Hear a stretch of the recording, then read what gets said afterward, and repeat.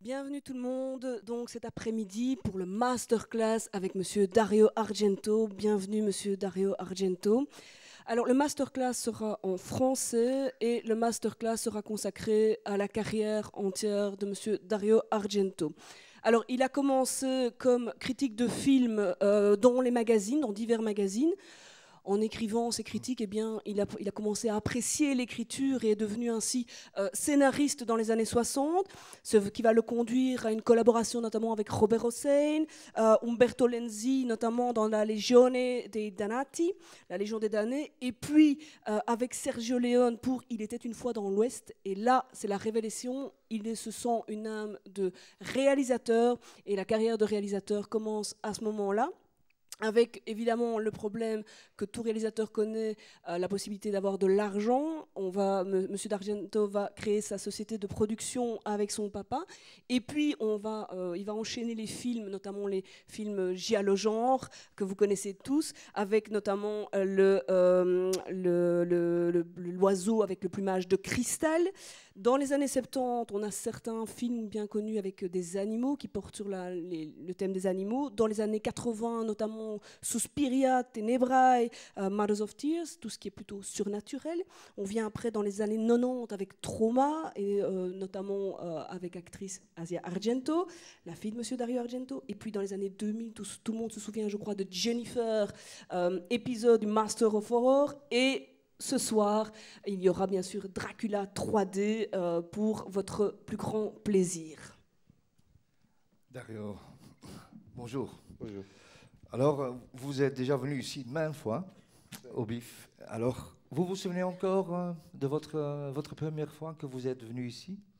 Et quels sentiments vous avez envie vis-à-vis le festival des films fantastiques ici? Oui, mais moi, je ne souviens pas quel film c'était ça.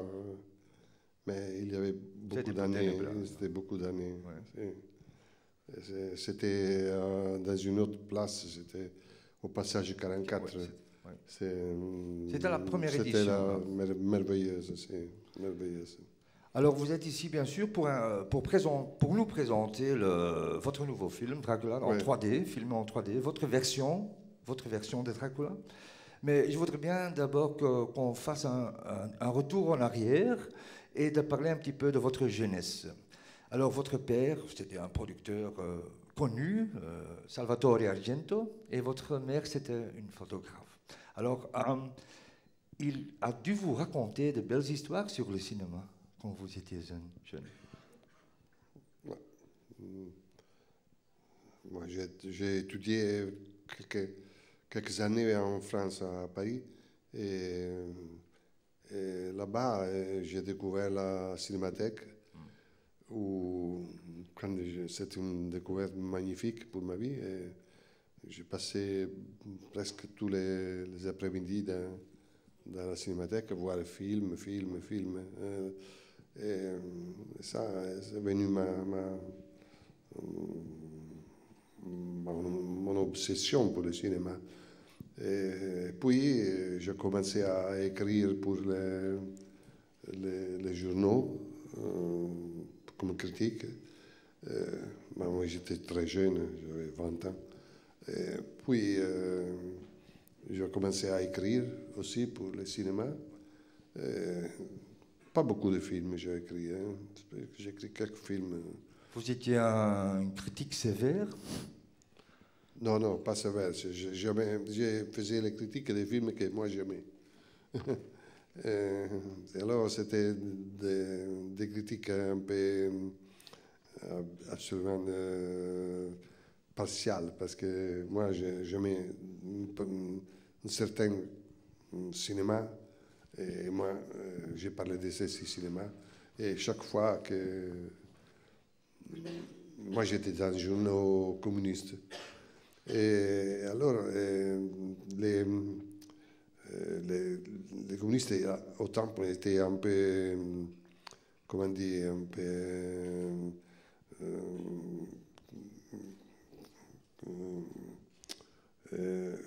comment dire en français?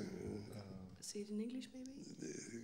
Les communistes au temps c'était un peu Vis-à-vis le cinéma, un petit peu. Si, un peu, qui n'aimait pas beaucoup le cinéma, spécialement le cinéma américain, le cinéma français. Il aimait seulement le cinéma un peu politique. Alors moi, j'étais un peu au contraire. Moi, je suis en opposition. Alors, quel était le style de film que vous aimez dans le temps? Les films, l'aventure, tous les films qui n'étaient pas aimés par mes directeurs.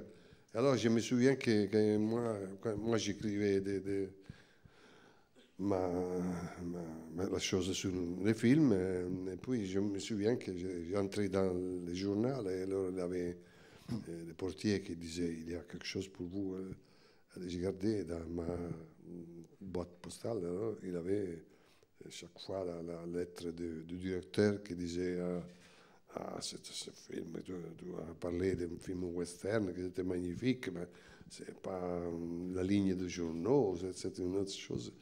Et je disais, je m'excuse. Mais c'est ça que je pense. Je me souviens les premiers films de Sergio Leone que moi j'écrivais, que c'était des films vraiment fantastiques, magnifiques.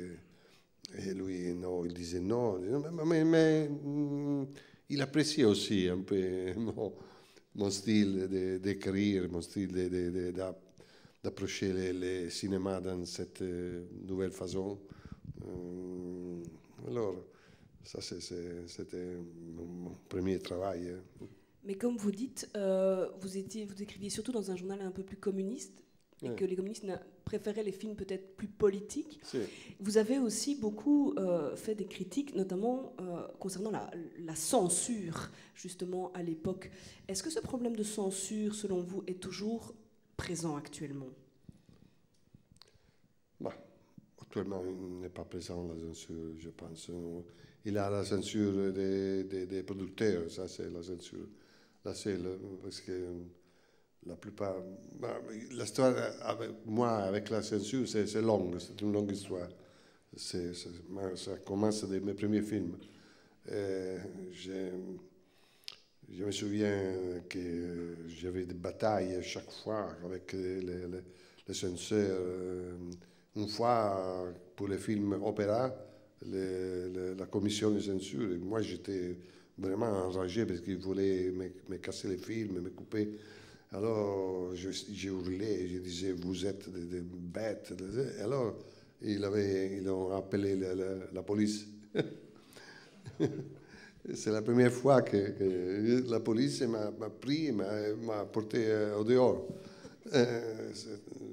Puis ils ont fait une solution mi et mi, non? Quelque chose on a coupé, quelque chose non. Mais c'était l'époque, parce que par exemple aujourd'hui tout le monde elle est morte, la Thatcher, c'est mort, la Thatcher, oh la Thatcher est morte, oh la pauvre, la grande Thatcher, la maître, la déesse, elle était une personne horrible, qui avait combattu contre les syndicats, qui avait détruit des choses, et aussi qu'il avait introduit, une chose pour moi terrible, qui avait introduit en Angleterre une censure terrible. Et je me souviens un film à moi que c'était Ténèbres. Si, qu'il avait censuré aussi les posters. Il avait les posters avec une fille qui avait la gorge tuée. Et la censure, il a mis une sorte de papillon. Des papillons pour les cacher. Et c'était une chose terrible, vraiment. C'était, je me souviens des autres histoires sur la censure. J'avais produit et aussi écrit avec Giorgio Romero le film Zombie, qui était un grand succès partout. Et quand il est sorti en France, il avait une censure terrible, parce qu'il était le même gouvernement de droite comme en Angleterre. Et alors, c'est passé le film et il avait dit non, cassé. Alors, en France, c'est la possibilité de se représenter après 6 mois. 6 mois après, nous avons coupé quelque chose, nous avons présenté les films, et non, c'était interdit encore. Puis, qu'est-ce que se faisait? Je parlais avec George, je disais, qu'est-ce qu'on peut faire? Il disait, j'ai confiance à toi, alors, qu'est-ce que tu penses de faire? Faites. Et alors, j'avais pensé de faire encore des coupures encore plus profondes. Et nous avons présenté, et c'était interdit. Alors, on disait non, ok, non, plus pas possible. Et nous avons retiré les films. Et après 2 ans, il a eu l'élection en France. Et ces personnes qui ont fait ces censures sont été détruites, n'existaient pas. Il y avait un nouvel gouvernement, plus libéral, beaucoup plus libéral. Alors j'avais téléphoné à George, il avait dit peut-être que c'était un moment bien pour nous. J'ai pris les films originaux, sans les coupures que j'avais faites. Non, l'original, absolu. J'avais présenté à la censure. Et cette fois, c'était bien. C'était magnifique. J'ai regardé les films, je me souviens, dans les Champs-Élysées, tous les films complets, avec les sous-titres en français. C'était une satisfaction incroyable. Mais aussi des aventures dans la Russie. En Russie, mes films étaient interdits. Tous mes films interdits. Jusqu'à, je ne me souviens pas, quand je pense dans l'époque des opéras. Non, plus avant, plus haut. Et puis, tout d'un coup, ils m'ont invité et j'ai vu que partout, mes films en DVD s'étaient vendus. Il y avait un succès. C'était une chose, une satisfaction magnifique. C'était une grande nouvelle, une grande portion des gens qui connaissaient mes films, qui voulaient parler avec moi. J'étais au festival de Moscou. J'avais eu des rencontres avec le public. C'était une chose vraiment bien. Puis une autre chose encore. Mes films sont presque tous interdits en Israël. Je ne sais pas pourquoi. Puis j'étais au Festival de Jérusalem, on avait un film à moi. Et personne ne connaît moi et mes films. Et j'avais tenté d'expliquer. Le public était très froid. Puis je savais que ça est passé, encore les films sont passés. Et les derniers, c'était incroyable ça. Dans la Scandinavie, où on a des films porno partout. Si, les fameux films suédois, porno, de tous les types, des couples avec les gens et les bêtes, des choses incroyables. Les bêtes aussi. Mais mes films interdits. Interdits. Si. Pour beaucoup d'années, beaucoup d'années. J'avais complètement dit, ok, la Scandinavie, c'est pas mon pays. Puis, tout d'un coup, j'ai un petit shopping à Rome qui s'appelle Profondo Rosso, où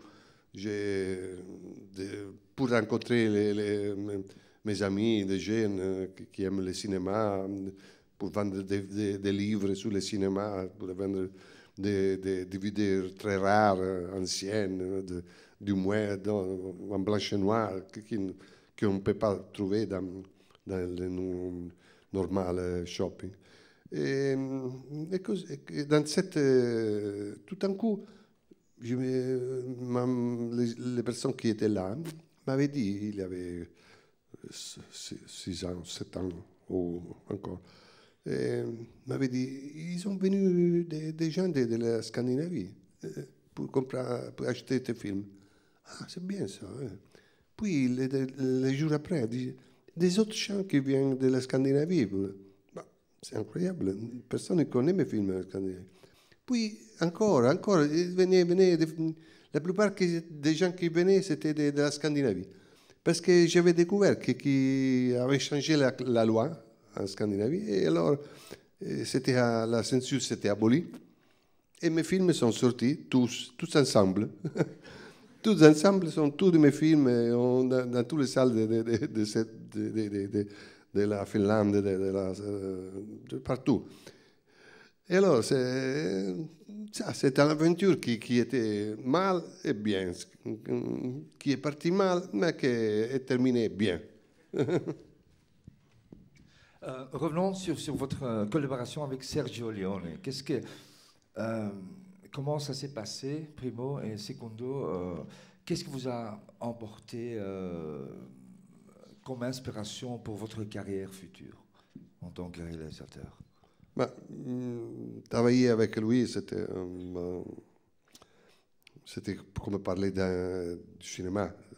Lui, il parlait c'était différent des autres metteurs en scène que je connais. Il parlait toujours comme des prix de vue. Il disait, alors, la caméra, elle vient, lui, il regarde, on reprend le lèvres, les bluches, la cigarette. Et puis, il a un long travelling qui marche. Il parlait toujours de cinéma, pas comme normal scénariste, mais comme les films qu'on voit dans les salles. C'était ça, il n'écrivait rien, il disait seulement ces choses, c'est une invention c'était j'ai découvert aussi que l'importance de la caméra avec lui, mais pas seulement avec lui, hein, j'ai déjà découvert que la caméra c'était une chose importante, c'est l'écriture du cinéma, avec Hitchcock, avec la nouvelle vague en France. La caméra, c'est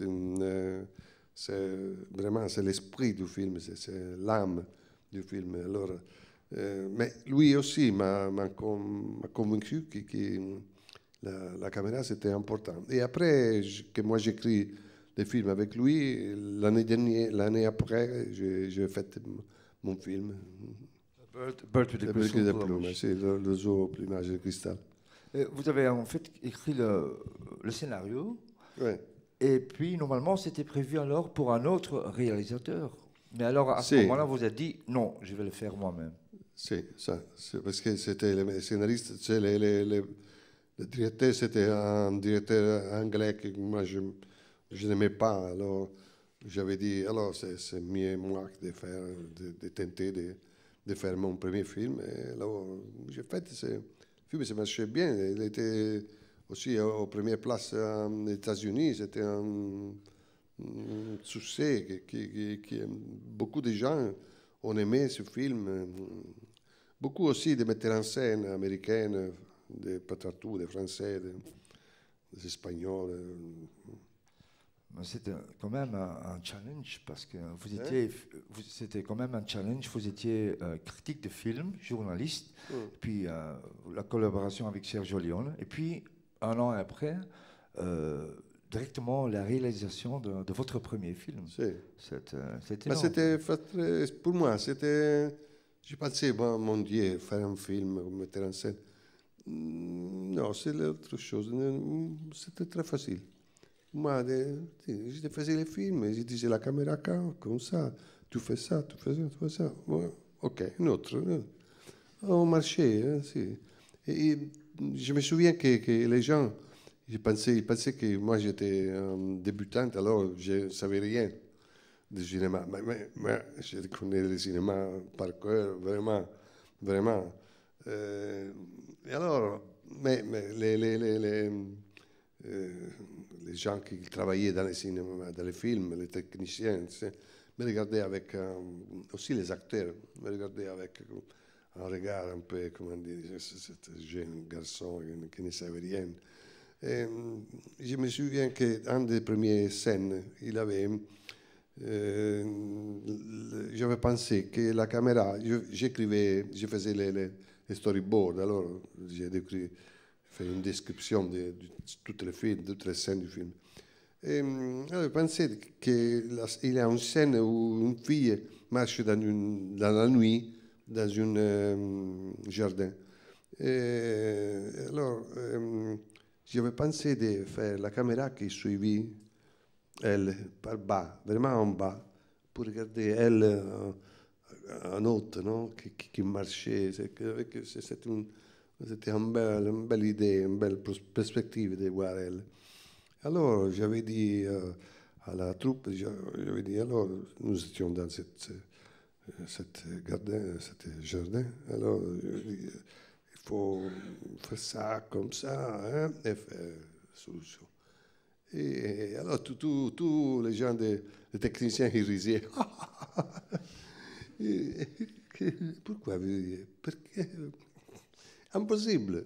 Pourquoi impossible? Parce que pour faire ça, il faut faire un trou, une fosse. Un trou, Ouais. un trou dans le sol. Sur le sol, long 30 mètres, profonde 1 mètre, à peu près 1 mètre. Impossible. J'avais dit, ok, je vais dans un café pour faire les trous.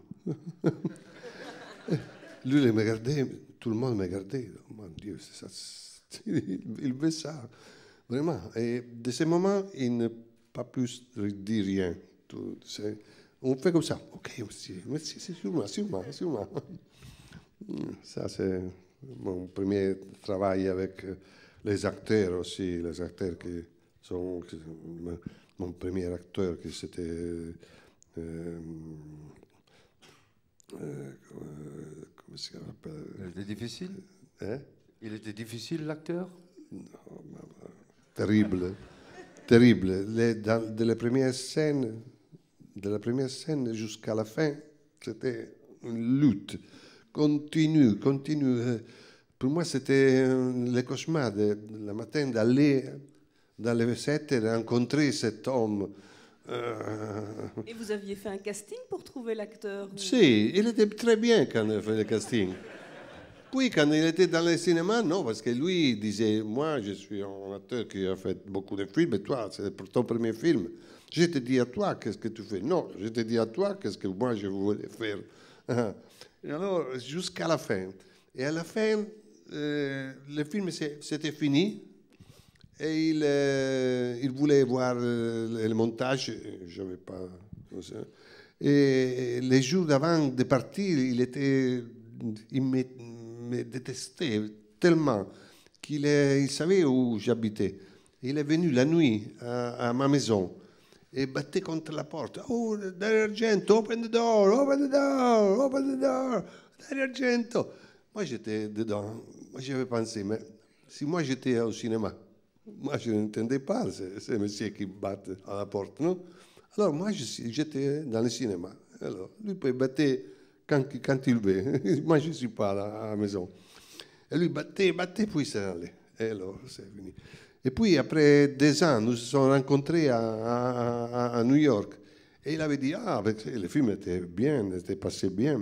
Oh, Dario, mon ami. Tony Musante, mon ami. Non, je dis, non, tu ne te souviens pas ça. Non, tu as une mémoire très courte. Non, tu voulais me battre, mais non. Non, ne parlez plus avec moi. Je t'ai pris, Tony Musante, non, pas plus. Ok, c'est fini. Pour rester dans cette période-là de votre carrière, donc le début, vous avez beaucoup parlé de Sergio Leone. Est-ce qu'il y a d'autres réalisateurs qui vous ont influencé comme jeune réalisateur? Moi, j'étais critique, alors j'avais vu millions de films. Il avait sûrement Hitchcock, sûrement Ingmar Bergman. l'expressionnisme allemand de Murnau, Fritz Lang. Fritz Lang aussi des périodes américaines très intéressants, très importants. Buñuel, comme la fantaisie, des choses.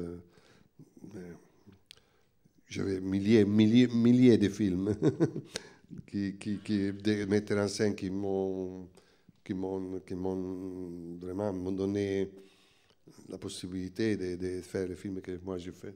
C'est des films, quand vous parlez de Bergman, Hitchcock, ce sont des gens Dreyer. Ce sont des gens qui ont fait des films fort différents des vôtres.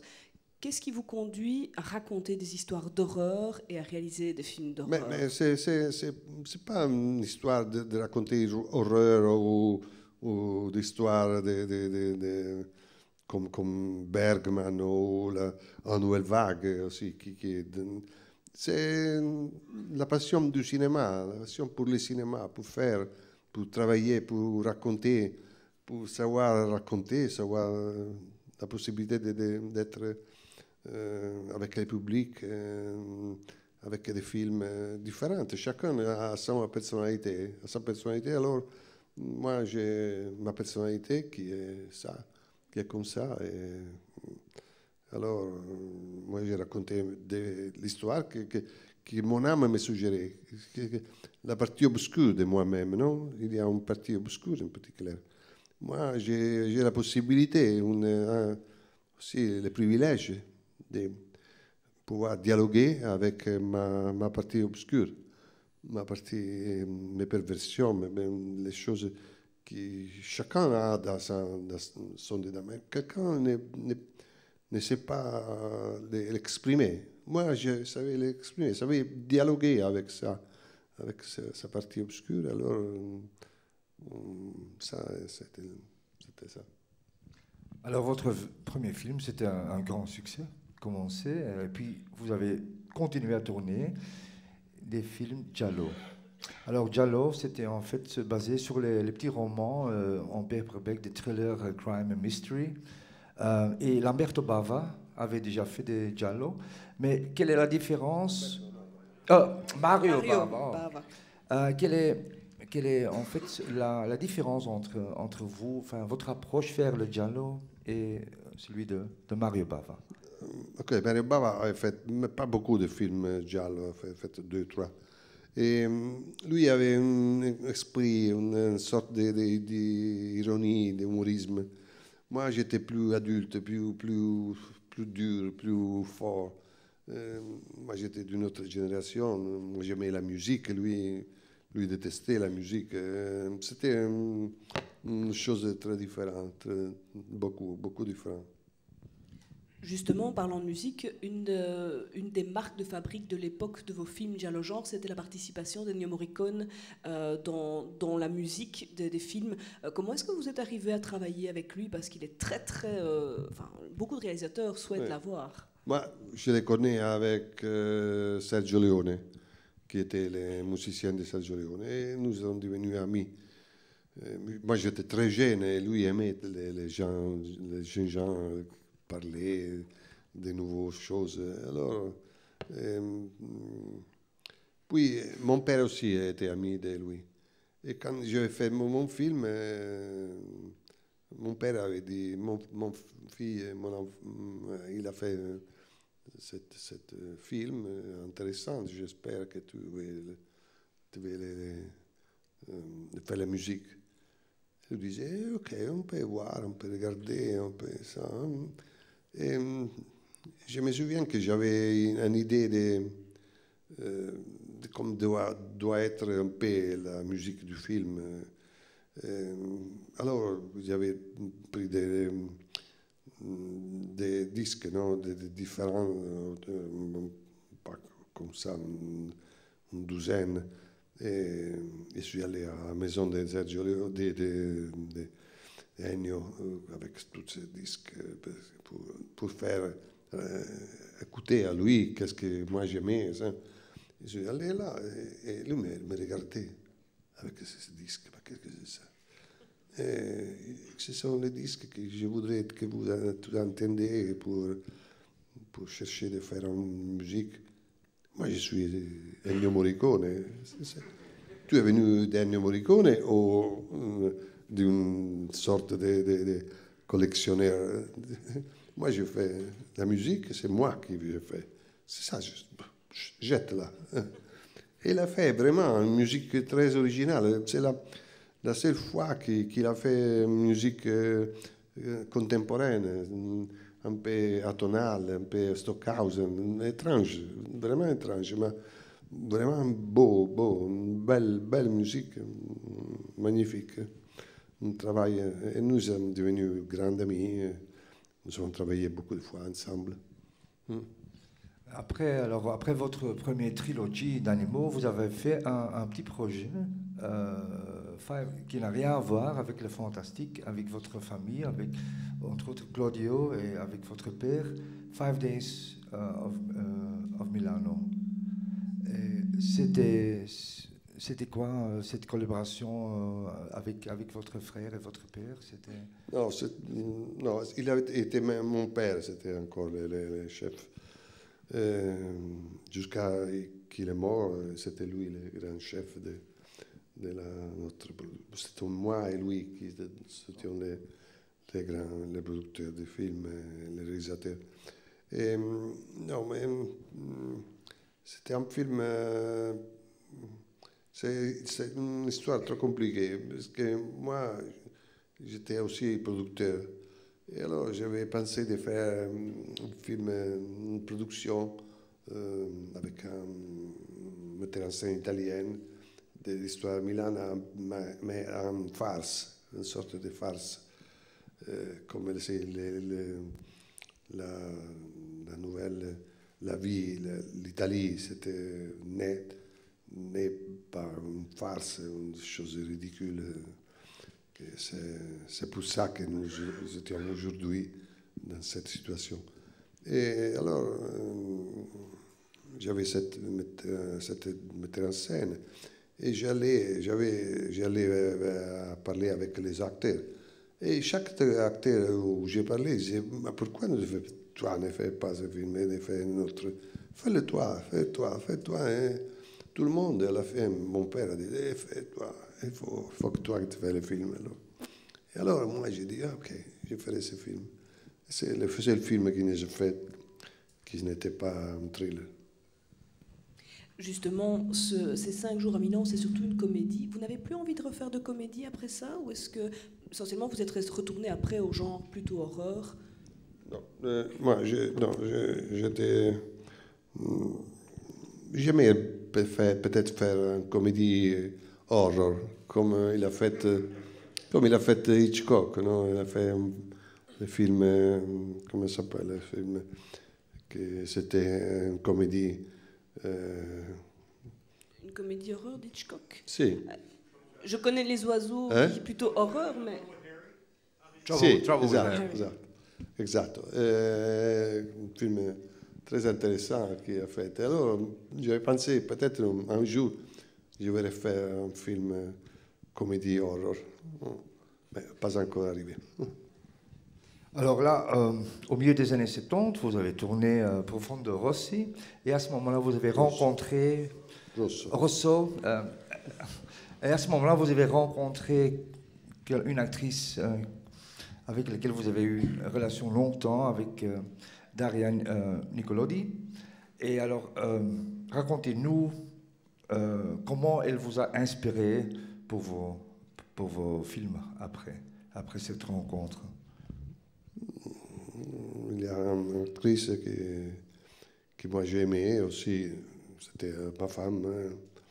Nous avons fait des films où elle m'a inspiré son esprit, son visage.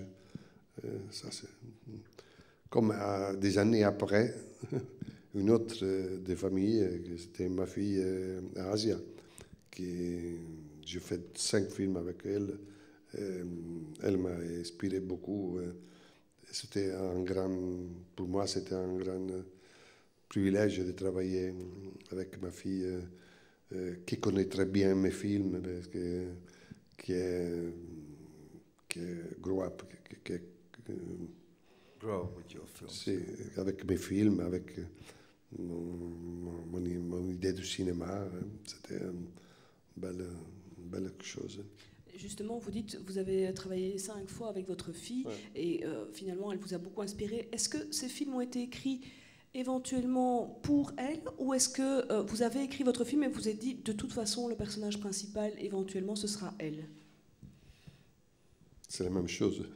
Non, ce que je veux dire, c'est que vous écrivez, vous prenez l'actrice et vous écrivez autour un film qui lui correspond, ou est-ce que vous avez une idée en tête, vous avez une histoire qui n'a rien à voir avec votre fille, mais vous la prenez simplement comme actrice?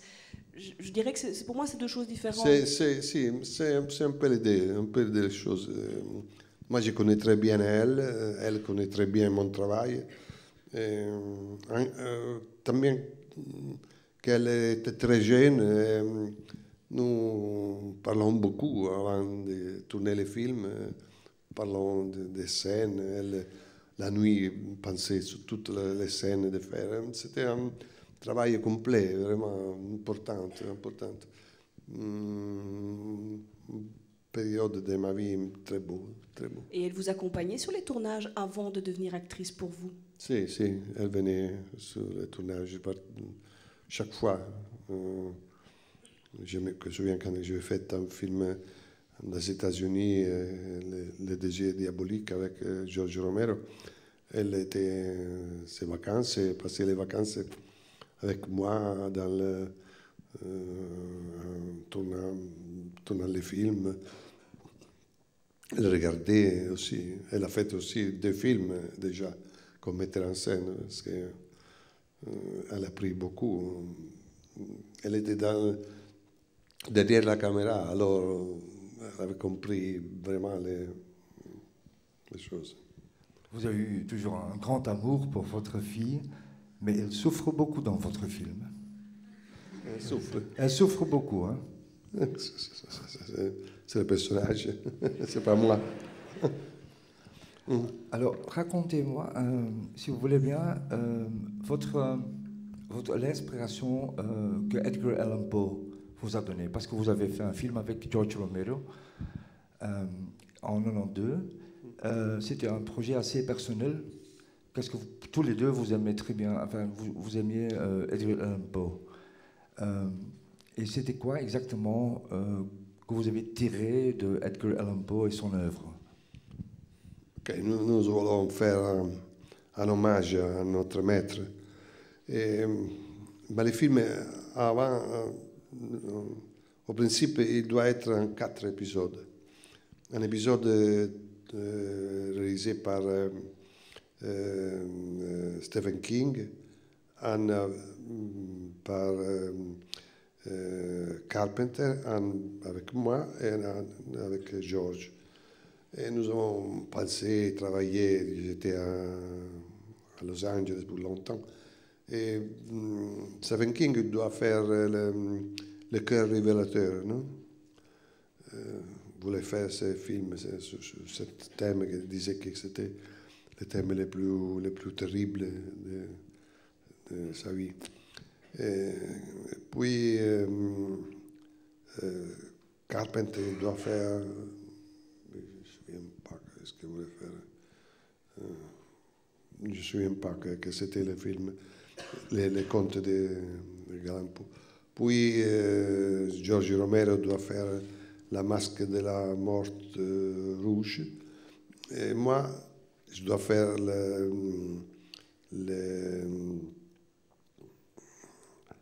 je me souviens, comment on dit en français, les choses qui taillent, comment ça va, ça. Sì, le pendule, tutte le pendule. Sì. Alors, puis, tout d'un coup,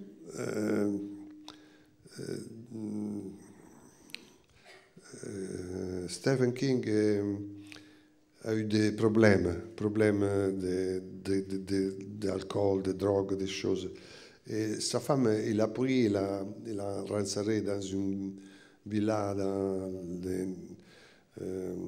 près de Salem, près de dans le New England. Et il disait non, je ne ferai plus le cinéma parce que sa femme disait non, parce que le cinéma, il va recommencer à boire, commencer à se droguer, ça. Et alors, c'est fini. Alors, nous étions trois. Puis, Carpenter, non, il avait signé un contrat pour 2 films, de faire 2 films avec un producteur qui, lui, doit beaucoup de choses parce qu'il a édité beaucoup. Alors, il disait non, moi, je ne fais pas ça. Et alors, nous sommes restés les 2. Et George disait non, alors la masque de la Morte Rouge, non, c'est pas bien. Je ferai plus beau le Mr. Valdemar. Et moi, disais, moi aussi, alors non, le Peter Pendleton, non. Moi, je voudrais faire les chats noirs. En ce moment, j'avais un chat noir dans ma maison. Et je le connais, je regardais lui, comme s'il mouvait, qui regardait, je l'étudiais beaucoup. Et puis nous avons fait ce film en 2 épisodes. C'était une belle réussite. Moi, j'aimais beaucoup de travailler avec George aussi avec moi. Nous étions pour 6 mois dans la ville de Pittsburgh. C'était un bel travail. On va passer maintenant un petit peu plus aux années 70 avec la trilogie Suspiria, Inferno et Mothers of Tears. C'est une histoire de 3 mères dans 3 villes. C'est une histoire beaucoup plus surnaturelle. Quelle est à la base l'idée pour faire cette trilogie? À la base, c'était un conte de... C'était une suggestion qu'il était dans un conte de... comment ça s'appelle, qui a écrit les... C'est basé sur une histoire, donc sur une nouvelle. Si, ma... ça s'appelait... Thomas de Quincey. Si, qui a écrit un... comment? Si. Il y a des fans dans la salle. Si, qui connaît mon travail, merci. Alors, c'était seulement une idée qu'il avait écrit il était écrit dans son livre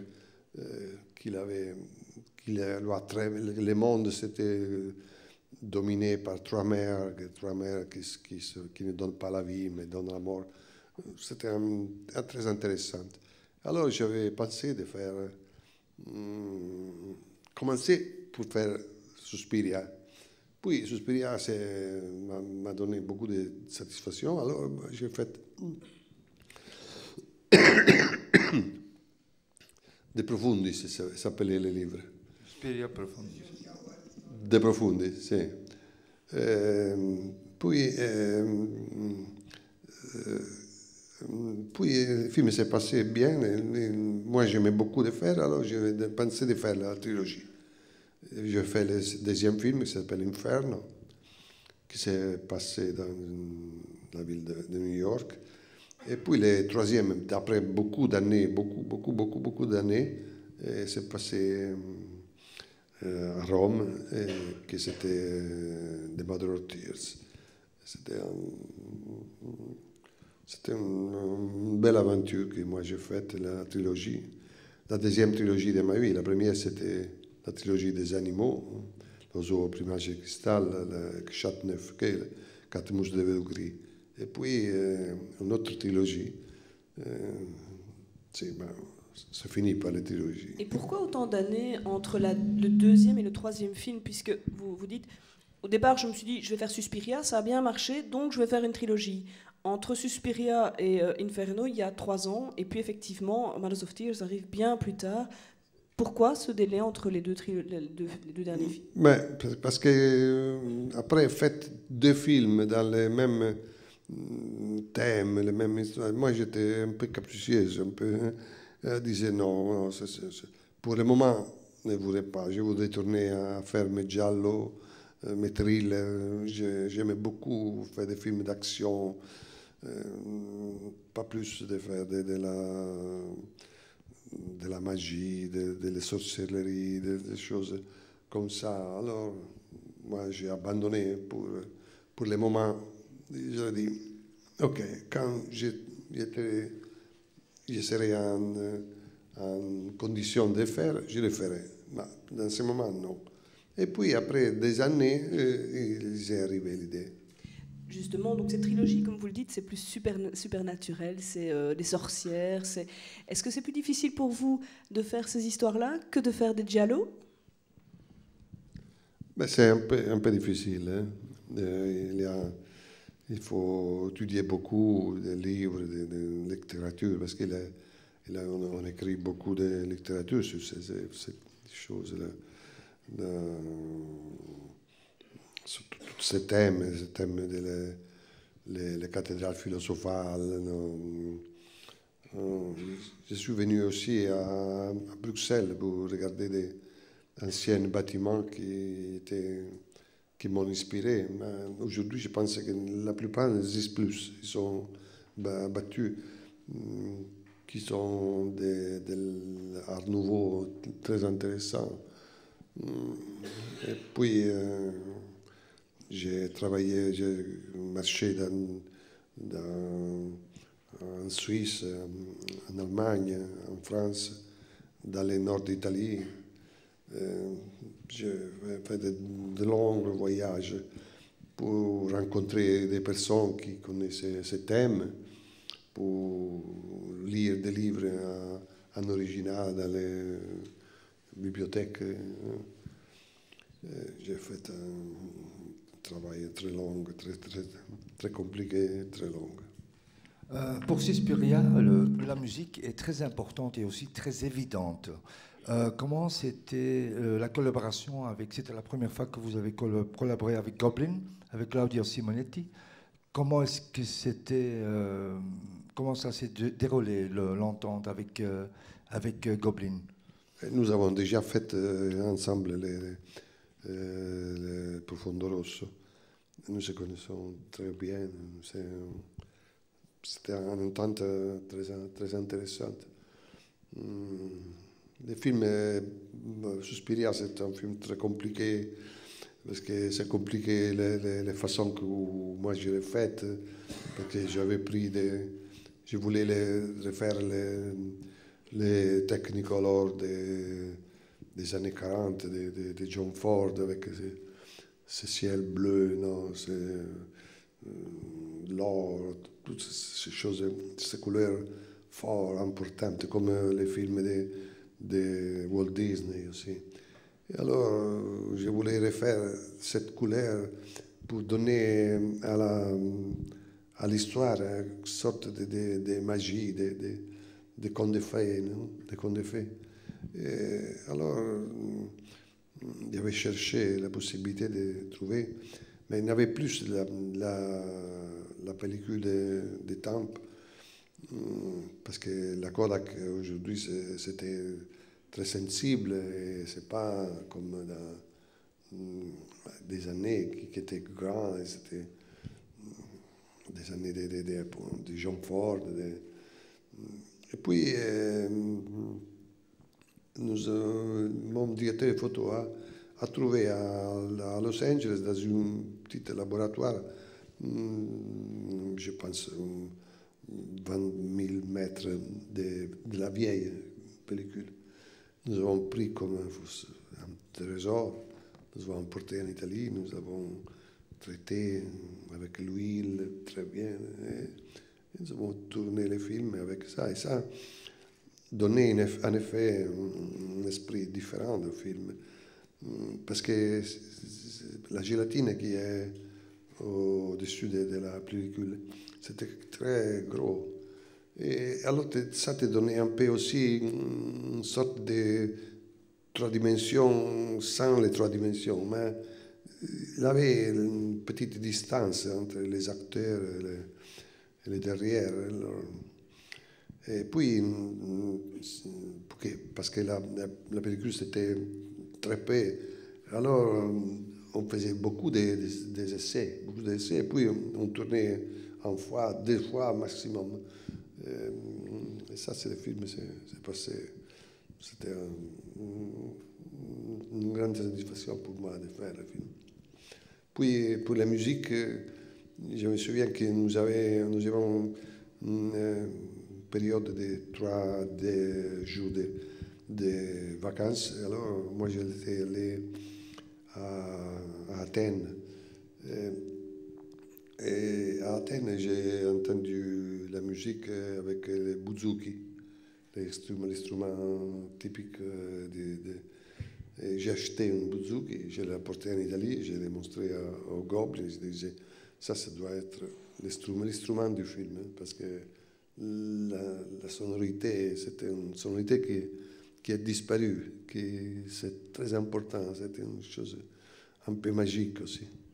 Et dans l'Inferno, vous avez introduit des éléments d'opéra. Vous avez dit à Emerson d'introduire ou de faire sa version d'un opéra de Verdi. Non, de Verdi. Non, la version de l'opéra de Verdi, c'est le maestro qui l'a fait, c'est pas lui.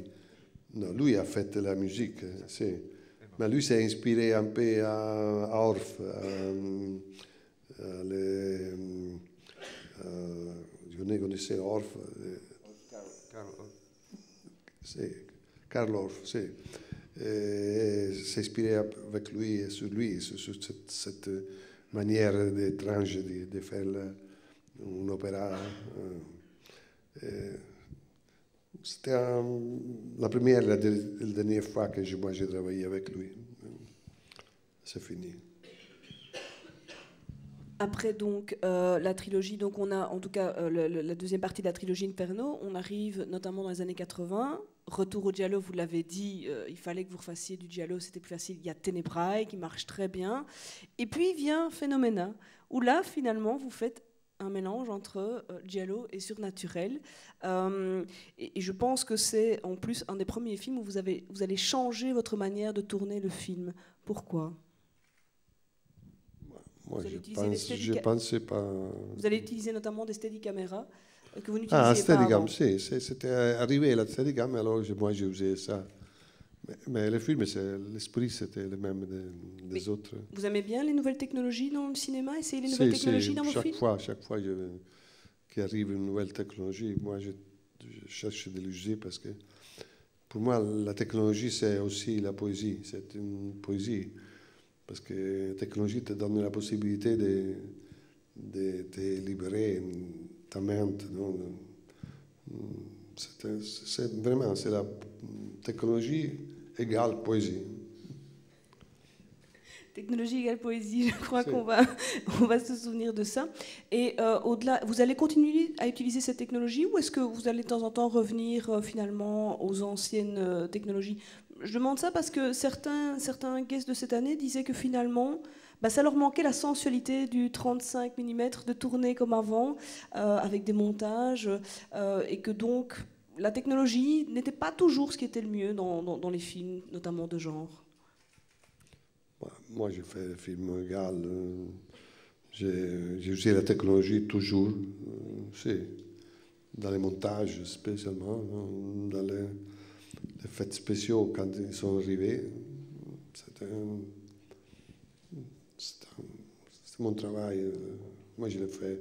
Moi, je suis Dario Argento. Moi, je fais les films comme moi, je pense. Vos films font très peur. C'est vraiment un cauchemar du début à la fin, souvent. Est-ce que vous avez vous-même peur de vos films quand vous les regardez? Moi, je ne suis pas stupide. C'est moi j'ai écrit les films, je l'ai fait, chaque scène. C'est impossible d'avoir peur d'un travail que moi je fais. J'ai une satisfaction, peut-être, mais pas peur.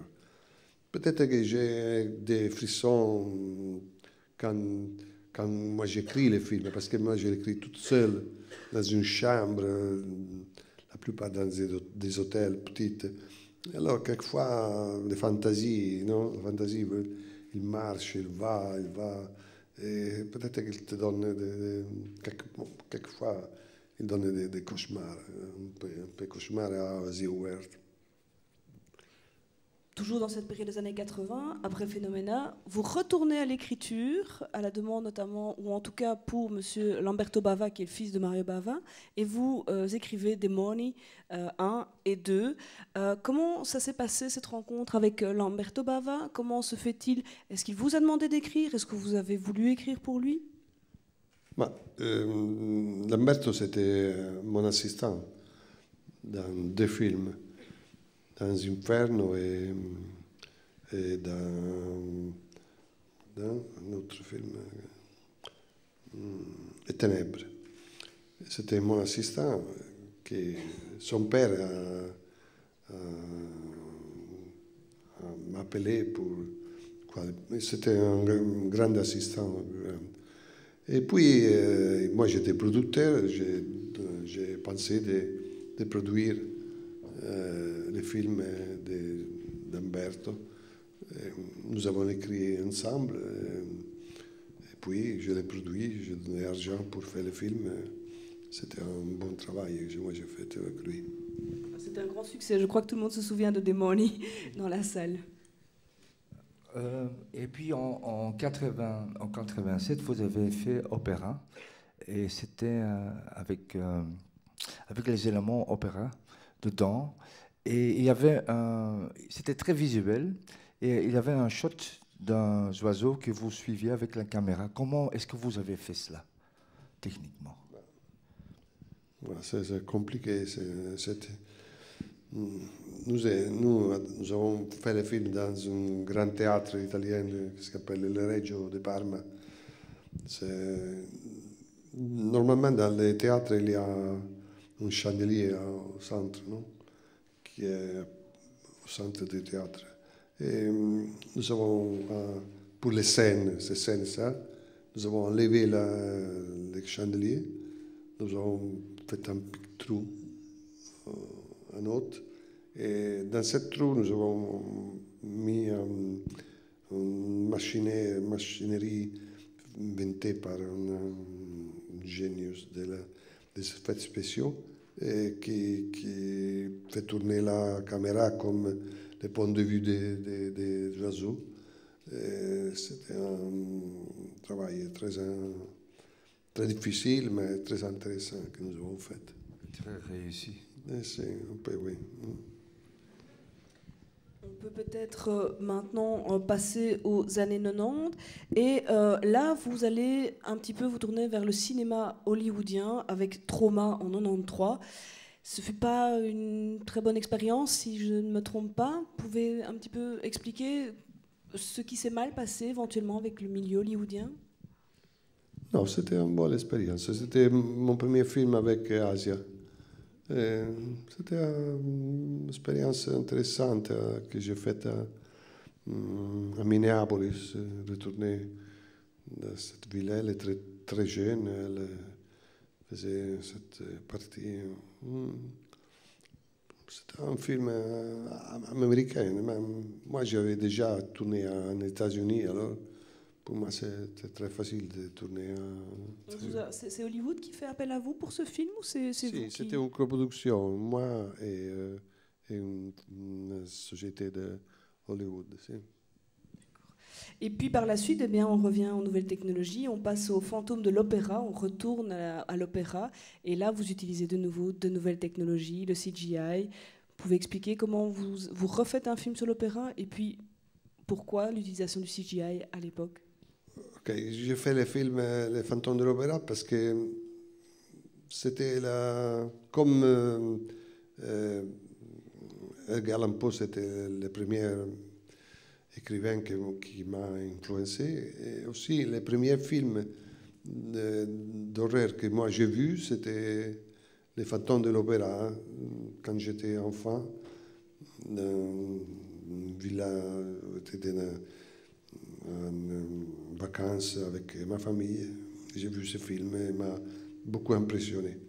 Puis, dans les années, j'avais pensé de refaire encore. Hein. Puis, je l'ai tourné en Hongrie parce qu'il avait le théâtre de l'opéra de Budapest. C'était fait par le même architecte de l'opéra de Paris. Et alors, c'était beaucoup. Ça ressemble beaucoup là du théâtre. Alors, j'avais tourné tous les films dans les théâtres et puis dans les souterrains, ils ont beaucoup à Budapest. Alors, c'est le film. Aussi, c'était un hommage à la musique, à le mélodrame français que moi j'aimais beaucoup. C'était fait ça. C'était facile d'avoir les autorisations à l'époque pour tourner à Budapest notamment? Si, très facile. Si. Pourquoi?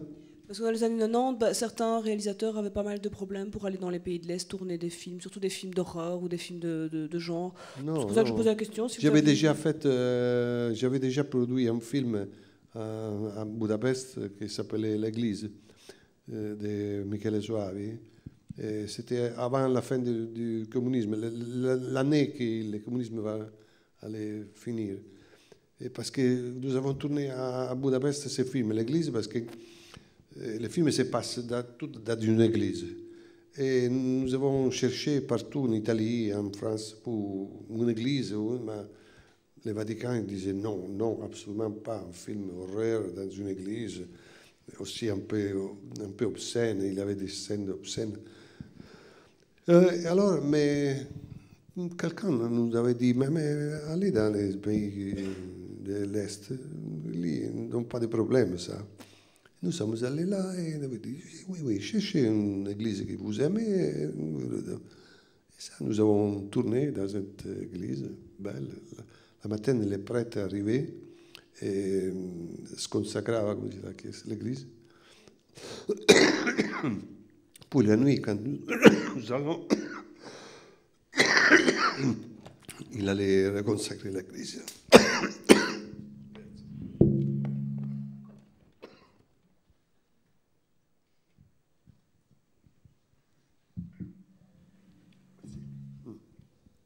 Non, c'est facile de tourner dans les pays de l'Est, c'est très facile. Ils donnent l'argent, et alors ça c'est bien pour eux.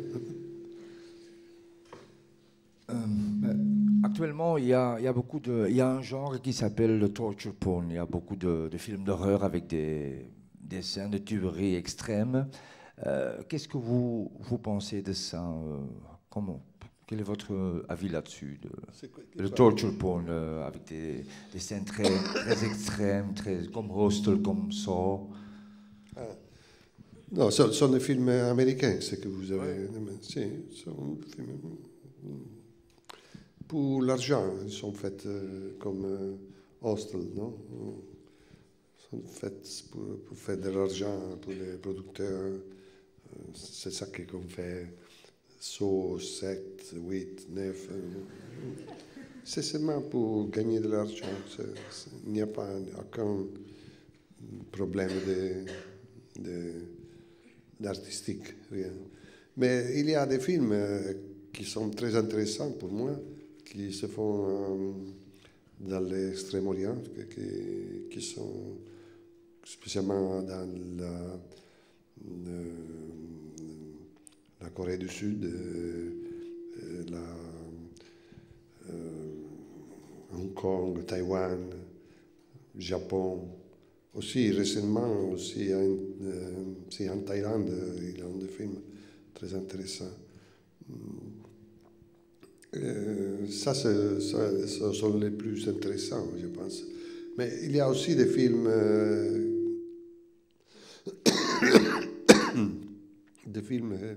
qui sont français, très intéressants, dans les derniers 3 ou 4 ans, et aussi espagnols, beaucoup de films espagnols, et quelqu'un qui vient du Mexique sont les plus intéressants, sont beaucoup plus intéressants des films américains qui sont seulement des effets spéciaux, mais sans esprit, sans âme, sans rien, sans psychologie, sans rien. Je suis un peu fatigué, je n'ai pas plus la voix. On va peut-être alors passer directement pour les quelques dernières questions à Dracula 3D, puisque comme je l'annonce tout de suite, il n'y aura pas de Q&A sur le Dracula 3D, juste des signatures. La première question, peut-être, qu'est-ce qui, selon vous, attire chez le personnage du vampire? Pourquoi est-ce que les vampires sont si attractifs pour le public? C'est plus attractif pour moi. C'est moi qui j'aime beaucoup les vampires. Je me souviens des grands vampires de Hammer film, le film. Il y a beaucoup d'histoires sur les vampires.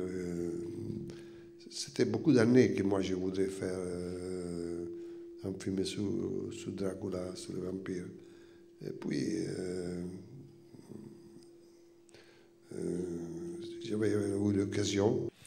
Mais c'était un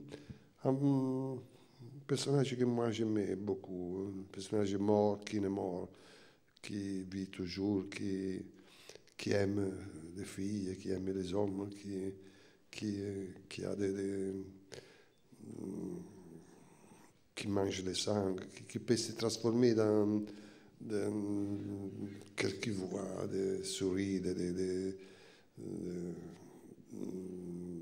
loups. Ça, c'est intéressant, c'était très intéressant. Puis, j'avais pensé beaucoup d'années, mais puis, j'avais laissé à part. Puis, tout d'un coup,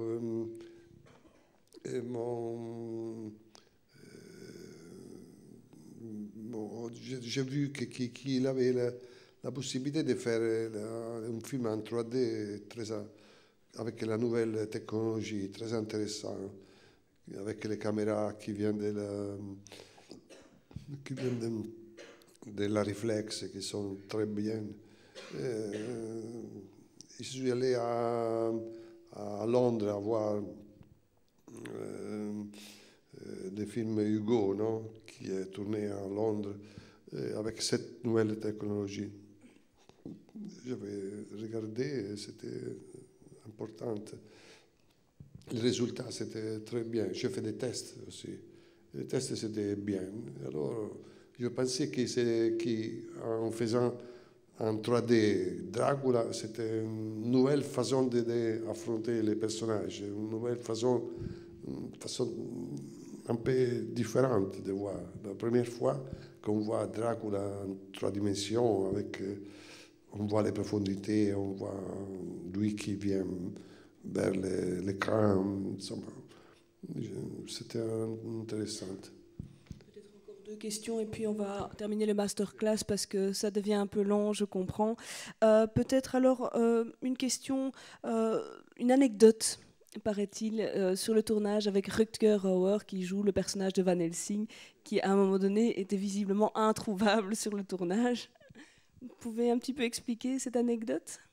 Non, c'est passé que lui était travaillé, puis il avait un jour un livre pour la moitié de la journée.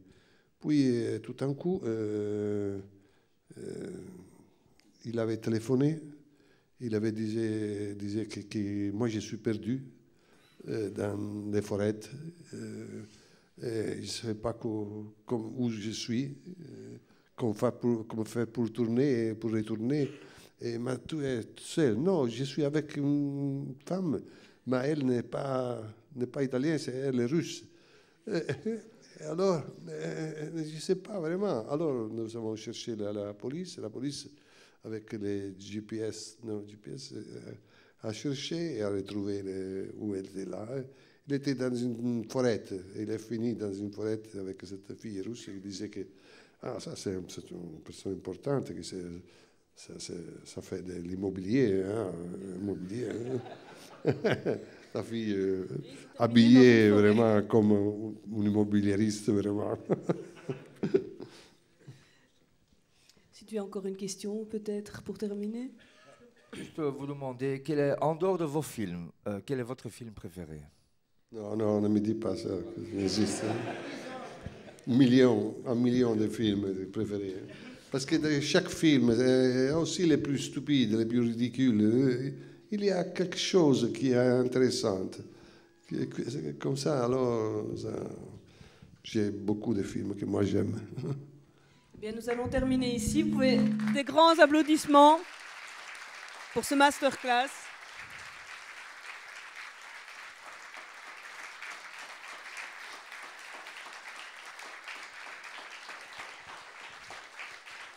Voilà.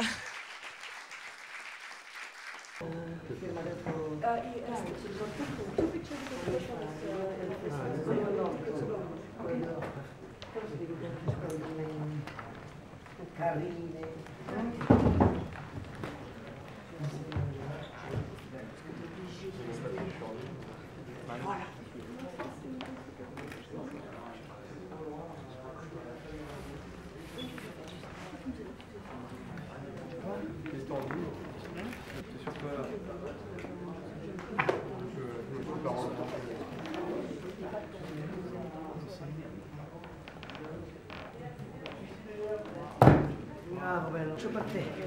Dove sempre, no? Questa è la serigrafia del festival, che è firmata da Schiotteni, un ragazzo che ha fatto il posto, che era la sua seconda volta. C'erano 150 copie di questo colletto. C'era il numero 132, porta fortuna. Va bene, speriamo, On y va, Charles, oui, 1, 2, 3. On y va. Regarde-moi Freddy. Voilà, ai piedi del maestro. Possiamo fare un'ultima foto davanti all'ufficiale per il video e ti lasciamo. Resta debout. Et avec Freddy. À vous trois.